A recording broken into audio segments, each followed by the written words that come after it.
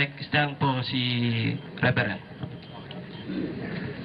5 minuto ulit na katanungan. Baka isa lang naman matanong ko nito Sana masagot naman sana. Unang katanungan po, kagalang-galang na Reverend Armando Duca. Ilang araw po namatay at muling nabuhay si Kristo? 3 araw. Ano po ibig sabihin nun? Yung po ba ay isang ano? O ilang oras po kumakatawan yun? 72 hours. 24, 24, 24, 72. Hindi ako sigurado. Pero ano po ibig sabihin ng 3 araw? Ang sabi sa Biblia ay 3 araw, doon lang ako nakatayo sa 3 At araw. 3 gabi, sabi ni Jesus Christ. Yun po sinasabi sa Mateo 12. Kasi yung po sabi, huwag nating ipaparallel ng tulad na tulad. Ngayon, kunin natin ngayon. Baka yun yung sinabi niyo po kanina 3 araw at 3 gabi. Basahin po natin. Basa. 12 talatang 40 po yun.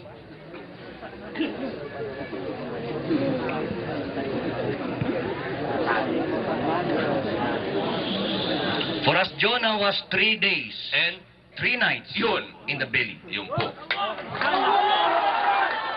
Ano ibig sabihin po nun? Kumpletong 72 hours. No doubt. Yun ang nakalagay. Yun po. Salamat po. So, nagpapatunay po, 3 araw. Okay. Kailan po nagsimula at oras nang mamatay si Kristo sa krus? Sapagkat bibilangin natin po ngayon. Hindi ako sigurado, kapatid. Anong araw po namatay si Kristo? Biyernes. Ayon po sa Biblia, Pastor. Hindi ako sigurado, kapatid. Babasa po tayo sa Biblia. Ayon po sa mga aklat ng Mateo, Marcos, Lucas at Juan, binabanggit po doon, Reverend, na si Kristo po ay namatay araw ng Sabat. Kung paanong minamadali nila na maipako si Kristo ng araw na iyon, minamadali din nila itong mailibing sapagkat palating na ang oras ng Sabat. Tama po ba? Tama. Yun po. Binabanggit sa Biblia po yun. Malinaw po yun Yun po hindi natin pwedeng pasubalian. Matatagpuan natin yan sa napakaraming talata ng Biblia. Araw po ng Sabat. In other po yan, paglubog ng Biyernes ng alas 6 ng hapon. Binabanggit po sa Biblia ng pagkakapakwa, pagkamatay ni Cruz. So 1:19, talatang 31, basahin po natin para mas maganda na maunawaan niyo po, Reverend, yung sarili niyong Biblia. Ganito po pagkakasabi sa 1:19, talatang 31. 19. John 19, verse 31. Ganito po pagkakasabi.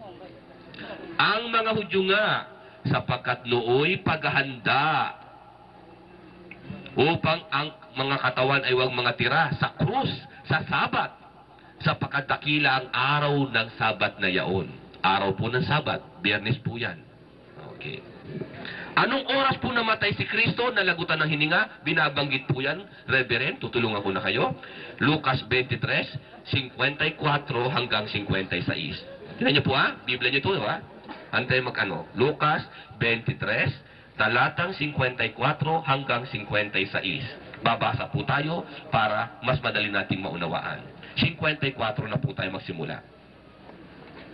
At ang araw ng paghahanda at nalalapit na ang Sabat, at ang mga babae na nasisama sa kaniya mula sa Galilea ay nagsisunod at tiningnan ang libingan at kung paano ang pagkalagay ng kanyang bangkay, at sila'y nagsiuwi at naghahanda ng mga pabango at mga inkwento. At ng araw ng Sabat, sila'y nangagpahinga ayon sa utos. Sa talatang 44 po, bumabalin tayo sa Lucas 23. Talatang 44, ito po ang oras ng pagkalagot ng hininga ni Kristo. Sa talatang 44, at nang may oras na ika-6, tinutukoy po dyan, alas 12 ng tanghali. At nagdilim sa ibabaw ng buong lupa hanggang sa oras na ika-9, alas 3 po ng hapon yun. Nalagutan ng hininga si Kristo. At nagdilim ang araw, nahapak ang gitna ang tabi ng templo. Tama po ba, Reverend? Alas 3 po ng hapon. Nalagutan ng hininga si Kristo. Araw po ng Biyernes yan. Alas 3 ng hapon. Kukwentahin natin ngayon, tatanungin ko naman po kayo ngayon, Reverend. Anong araw naman po nabuhay si Kristo? Binasa niyo po kanina yan. Bumabase lang po ako sa sinabi nyo kanina sa Mateo 27. Sila Maria Magdalena at ang kanyang mga kasama. Binasa niyo po kanina. Kababasa niyo lang kanina. Araw po ng... Tulungan ko na rin kayo, Reverend. Okay? Araw po ng linggo yon. Napakarami pong talata yun. Yung Napakarami po nun. Ano pong araw, Reverend? Kayo po yung mga katanungan ko lamang. 27, early in the morning. Early in the morning ng... Anong araw? Nakalagay ito sa Biblia nyo? Sunday. Sunday. Kwentahin po natin. Kailan po matatapos ang isang araw? Nagsimula po ng alas 3 ng Biyernes. Matatapos po ang isang araw at isang gabi. Anong araw po yun? Sabado ng alas 3 po ng hapon. Tama po ba? Isang araw na yun, Reverend. Matatapos ang pangalawang araw, linggo ng alas 3 ng hapon. Tama po ba? Ang pangatlong araw po na tamang dapat na ikabuhay ni Kristo, alas 3 ng hapon ng araw ng Lunes. Ayon po sa binasa nyo kanina, madaling araw ng linggo, buhay na si Kristo. Wala na sa libingan. Nakausap pa ni Maria Magdalena, ayon sa 1 Lucas, nag-anyong hardinero. Paano pong nangyari ngayon yung 3 araw at 3 gabing sinasabi niyan?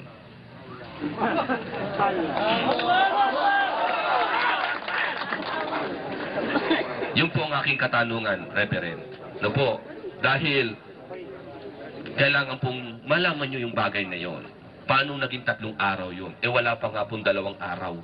Wala pa nga pong 1 araw at kalahati dahil madaling araw pa lang po ng linggo. Wala na sa libingan si Kristo. At nag-anyo pang hardinero ayon sa Biblia. Okay, tapos na po ang aking katanungan, Reverend.